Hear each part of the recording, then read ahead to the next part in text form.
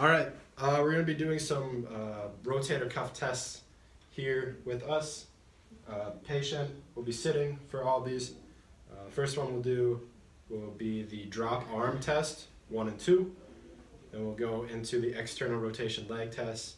And then we'll do the drop test, and then we will end with the chicken wing, the internal rotation leg test. So drop arm test, patient will start for number 1.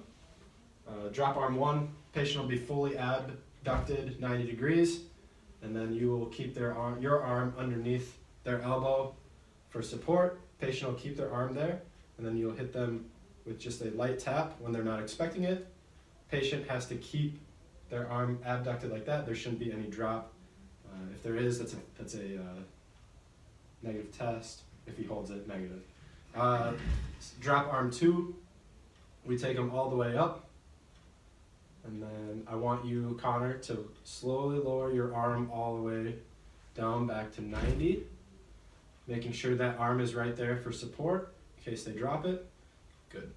And then if the patient is not able to do that and they are not able to hold resistance against your tap, that would be a positive test for a full thickness rotator cuff issue. So now we go into external rotation leg. Patient is sitting again, 20 degrees of shoulder flexion and scaption, 90 degrees flexion.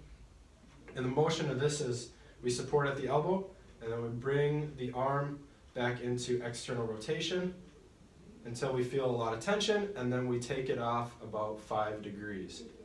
So now what we do is when we release at the wrist, we look for a leg sign going back in towards the body. If there is more than 5 degrees, then we're thinking infraspinatus. Now the second part of this test is almost the exact thing, where we drop the arm at the elbow. And if Connor was to drop his elbow, while I released my hand from his elbow, we are thinking a supraspinatus injury. Now we go into drop arm, which is almost the exact same thing as the external rotation leg test, where we're up in 90 degrees in scaption.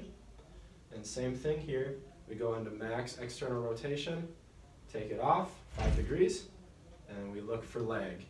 If there is leg, then we're thinking infraspinatus. There's no elbow letting go of, releasing, or anything like that for this test. So now Connor will turn around and we'll do the chicken wing, the internal rotation leg test. So we'll put him in the chicken wing, dorsum of the hand on the small of the back, and then I'm going to take him off the small of his back while supporting at the elbow, so we can get that internal rotation going, and then we'll take him off 5 degrees. And then Connor, when I let go of your wrist, you have to keep your arm there. Good, just like that. And if he was not able to do that, then that would be a sign for a positive injury to the subscapularis.